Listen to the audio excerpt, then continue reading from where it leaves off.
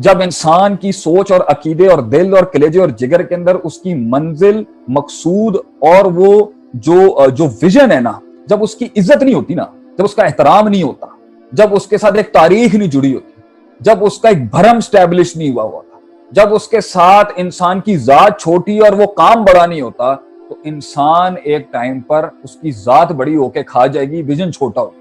میں نے اکثر لوگوں کو ان کی زندگیوں میں ناکام ہوتے دیکھا، کام خراب کرتے دیکھا، یا بھاگتے ہوئے دیکھا، یا ہار مانتے ہوئے دیکھا۔ وجہ پتہ کیا تھی؟ ان کی ذات بڑی تھی مگر ویژن چھوٹا تھا۔ ان کی ذات بڑی تھی، ذات کے مسائل بڑے تھے مگر ویژن چھوٹا تھا، منزل چھوٹی تھی، وہ کام کی عزت نہیں تھی، وہ کام کا بھرم نہیں تھا، وہ کام کی لاج نہیں تھی جس حلقے سے میں ہی آیا تھا۔ اتنی تکلیفیں تھیں اپنے ویژن کے اندر، اتنی ماریں، نہ لا شرقیت ولا غربیہ ہے سورہ نور کی آیت، کہ جو فطرت کا نور ہوتا ہے نا، وہ نہ مشرق کی طرف ایکسٹریمسٹ ہوتا ہے نہ مغرب کی طرف ایکسٹریمسٹ ہوتا ہے۔ تو اتنا تشدد اور افراط تفریط تھی، جس سے جا کے کوئی پازیٹیو بات کرے، ہر شخص آگے سے کہے یار تم نے شکل دیکھی اپنی، تم یہ کام کرو، کوئی اپریسیشن۔ تو مجھ سے آج پوچھتے ہیں نا بچے آگے، کیا آپ کا حوصلہ کس وجہ سے، کس حوصلے سے؟ میں نے کہا بھائی ویژن بڑا تھا، اللہ بڑا تھا، یہ خدمت بڑی تھی، میری ذات چھوٹی تھی، لوگ بڑے تھے، اللہ کے لوگ بڑے تھے، اللہ کی یہ امت بڑی تھی نبی، ورنہ ذات بڑی ہوتی تو یہاں تو انسان جو ہے 2 سیکنڈوں میں تھپڑ مار دے کسی کو۔ یہ جملہ ہمارے خاندانوں میں عام بولا جاتا ہے، میں تمہارے باپ کا کھاتا ہوں کیا جو میں تمہاری بات سنوں آگے؟ کس کے لیے انسان اتنی مار کھاتا ہے؟ کس کے لیے انسان سر جھکا دیتا ہے وہاں پر کہ کوئی مسئلہ نہیں ہے یار، اس نے مجھے سنا دی ہے، چاہے یہ حاجی ہوں یا یہ عام زندگی ہو، کیوں کرتا ہے ان سے؟ یہ بردباری کیسے اپناتا ہے آدمی؟ عاجزی کیسے اپناتا ہے؟ الحلم بالتحلم کیسے کرتا ہے؟ اللہ کے لیے۔ اللہ بڑا ہے، میں چھوٹا ہوں۔ ورنہ تو بھائی جان سارے چودھری ہیں، کوئی ہلکا نہیں ہے اس دنیا کے اندر کوئی کہہ سکے بھائی آپ کی میں کیوں سنوں، چاہے وہ مڈل کلاس ہو یا لوور مڈل کلاس ہو۔ آپ 7 سال کے بچے کو نہیں چینج کر سکتے، آپ 40 سال کے آدمی کو درس تبلیغ کرنے جائیں گے؟ نہیں بھائی، اگر یہ امت کسی وجہ سے برداشت کرتی ہے نا تو اللہ کے لیے، ایک دوسرے کو برداشت کرتے ہیں اللہ کے لیے، حب للہ ہے اور بغض للہ ہے۔ ورنہ انسان کا حیوان اندر سے اگر نکل آئے نا تو وہ اس کے اندر کوئی عالم غیر عالم کی کوئی کسر نہیں رہتی، پھر فسق اور فجور جب نکلتا ہے تو وہ لحاظ نہیں کرتا۔ تو اس ویژن کے ساتھ اگر آپ لوگ سمجھیں، جب آپ صلی اللہ علیہ وسلم کو پہلی وحی ملی نا، تو آپ صلی اللہ علیہ وسلم جب جبریل علیہ السلام سے مل کے آئے نا، اور وہ جو تین جھپیاں انہوں نے آپ کو گلے لگایا اور زور لگایا، اور جب آپ نے کہا ما انا بقاری، میں پڑھ نہیں سکتا، ما انا بقاری، میں پڑھ نہیں سکتا، وہ اقرا کا وہ زور جو لگ رہا تھا، تو نبی صلی اللہ علیہ وسلم جب وہاں سے گھر لوٹے نا، تو گھر لوٹنے کے اندر آپ اتنا، اس وقت اتنی گھبراہٹ ہو گئی آپ کو، اتنا ڈر آپ پہ تھا، آپ نے خدیجہ رضی اللہ عنہا کے پاس آ کے کہا لقد خشیت علی نفسی، مجھے اپنے جان کا خطرہ لگ رہا ہے میری پیاری بیگم، مجھے اپنی جان کا خطرہ لگ رہا ہے خدیجہ۔ تو وہ الفاظ جو خدیجہ رضی اللہ تعالی عنہا نے کہا تھے نا، تو ہمارے ماشاءاللہ سے علماء، مشائخ اور بزرگ یہ کہتے ہیں کہ اصل بنیاد ہی نبوت کی ان چیزوں پر ہے جو اب میں بیان کرنے، نبوت کا اصل اثاثہ، اصل کیریکٹر ہی نبوت کا یہ سب کچھ تھا، جو اس حدیث میں بخاری کی پہلی روایت بدء الوحی، جو پہلا باب، پہلی کتاب ہے کہ وحی کا اس میں پہلی کتاب کے اندر جو ہے نا یہ حدیث پہلی حدیثوں میں سے ایک ہے کہ آپ نے فرمایا، بیوی بھی ایسی ہونی چاہیے ویسے، جو جب مرد گھر میں پریشان ہے نا، تو اس سے ایک اور استنباط کی، جب مرد پریشان ہے تو اس کے اوپر مزید جو ہے گوبر نہیں گرا دیتے آگے سے۔ مرد جب گھر سے پریشان ہے تو عورت کا کام حوصلہ دے، ہمت دے، اور مرد عورتوں کو حوصلہ دے، دونوں ایک دوسرے کا لباس ہے۔ تو آپ نے فرمایا خدیجہ رضی اللہ عنہا، کلا، ہرگز نہیں، ایسا نہیں ہے جیسا آپ سوچ رہے ہیں، واللہ لا یخزیک اللہ ابدا، یہ گولڈن ورڈز ہیں، جو ابھی نبوت آ رہی ہے، نبوت ابھی سمجھی جائے گی آگے جائے، تو پہلا نبوت کا نا پہلی وحی اتری ہے، ابھی تو نبی صلی اللہ علیہ وسلم کو خود پتا چل رہا ہے کہ بھائی کیا میں ہوں، میں کیا اس کائنات کے لیے اندر میرا کیا، میں کیا ہوں، ابھی تو پتا چل رہا ہے ان کو کہ کیا حیثیت اور ہستی آپ صلی اللہ علیہ وسلم کی۔ تو اسی کے بیچ میں نبی صلی اللہ علیہ وسلم کو بیگم نے کہا، خدیجہ رضی اللہ تعالی عنہا نے، کلا لا یخزیک اللہ ابدا، اللہ آپ کو کبھی رسوا نہیں کر سکتا۔ کیوں؟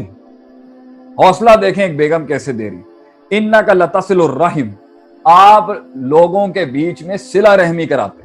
آپ کا پہلا آئیکونک سمبولک کام یہ کیریکٹر کا کہ آپ نے کبھی قطع تعلق نہیں کی لوگوں سے، برداشت کرنے والے آدمی ہیں، آپ نے ہمیشہ لوگوں کو جوڑنے کی کوشش کی۔ لوگوں کو جوڑنے کی صفت چاہے گھر میں ہو یا تنظیم میں ہو یا جماعت میں ہو یا کسی حکومت کے ساتھ، یہ نبیوں کی صفت ہے. یہ نبیوں کی صفت ہے کہ وہ لوگوں کو جوڑتے ہیں. لیکن یہاں صلہ رحمی کا ذکر.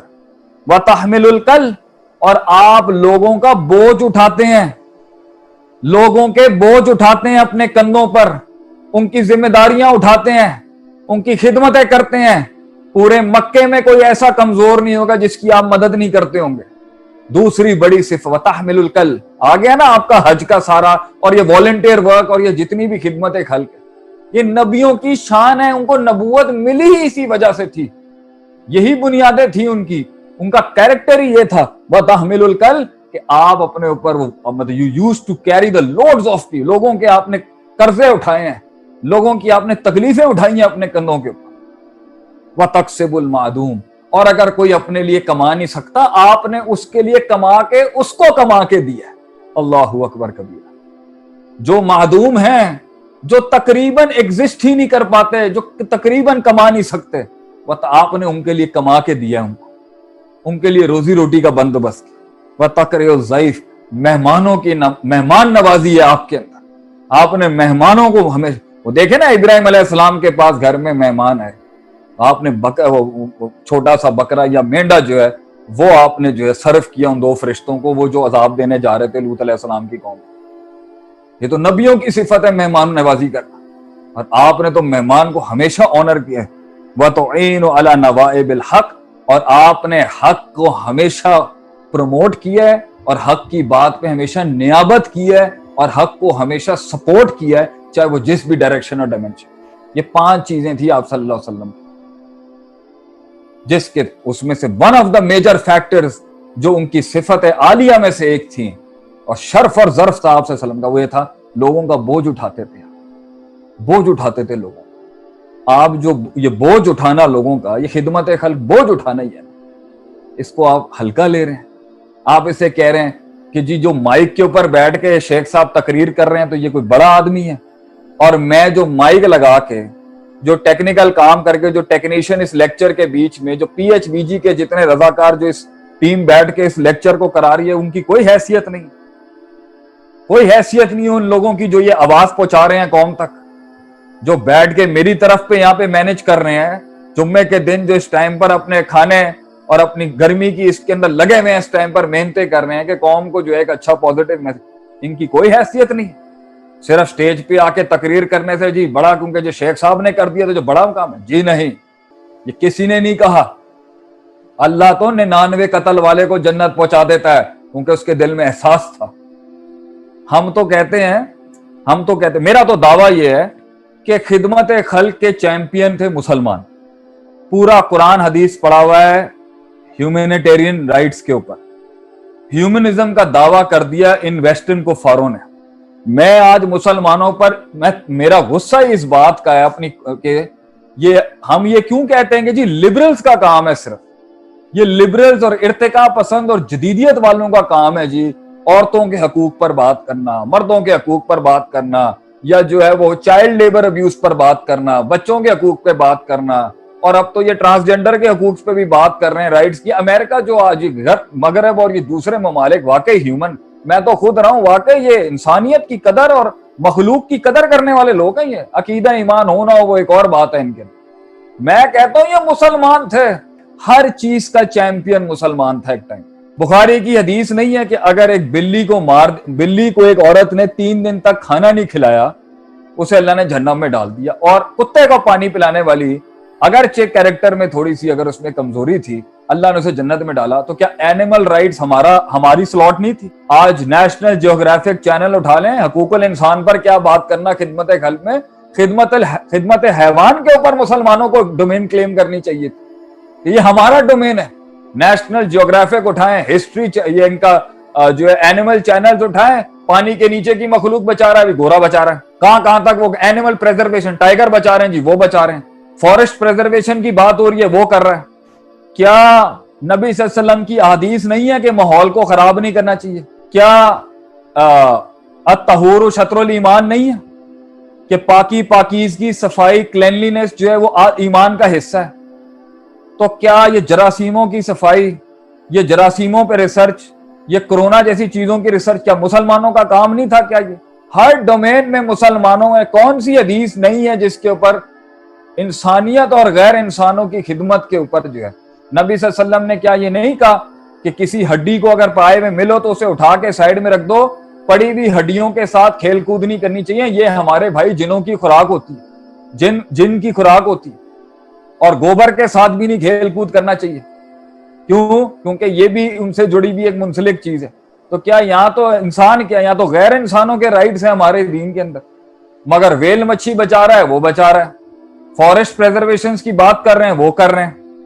کیوں کر رہے ہیں؟ آج دنیا کیوں دیکھ رہی ہے بھائی ہیومن رائٹس چیمپئن وہ ہیں، خدمت خلق کی چیمپئن شپ تو ہمارے پاس تھی۔ ہر مقام پہ ہمیں آگے ہونا چاہیے اور برانڈ کرنا چاہیے اپنے کو، بھائی ہم اس لیے کر رہے ہیں کہ ہمارے اللہ نے ہمیں کہا ہوا یہ ہمارے دین کا سب سے پاورفل پیکج جو ہے وہ ہماری ایتھیکل موریلٹی ہے۔ تو ہم تو امت ہی، نیشن ہی ہم لوگ بنے ہیں کہ جو ہے وَتَعَاوَنُوا عَلَى الْبِرِّ وَالتَّقْوَىٰ، ہم تو ہیں ہی بر اور تقوی اور پوزیٹیوٹی اور نیکی کے کاموں کے اندر ہمیشہ تعاون کرنے والے لوگ ہیں۔ نبی صلی اللہ علیہ وسلم کی حدیث نہیں ہے کہ گھر کے اندر اگر سٹو بناؤ کبھی، the stew that is called یہ سالن، تو کیونکہ دھوئیں اٹھیں گے، پکاتے ہوئے دھوئیں ادھر ادھر جائیں گے، برابر میں ہو سکتا ہے کوئی غریب فقیر گھر ہو جس کے گھر میں فاقہ چل رہا ہو، تو آپ صلی اللہ علیہ وسلم نے کیا فرمایا؟ پانی ڈال لو سالن میں تاکہ تم زیادہ لوگوں کو کھلا سکو، ایسا نہ ہو تمہارا کہ پڑوسی بدگمان ہو جائے، یار یہ کیسے لوگ ہیں، یار خود تو کھا رہے ہیں ہمیں نہیں کھلا رہے۔ اور یہودی آپ کے جو ہے پڑوسی ہوا کرتے تھے، تو آپ صلی اللہ علیہ وسلم یہ آج ہمیں کہتے ہیں کہ ہم نے خدمت نہیں کی۔ آج مسلمانوں پہ یہ برانڈنگ کی جا رہی ہے۔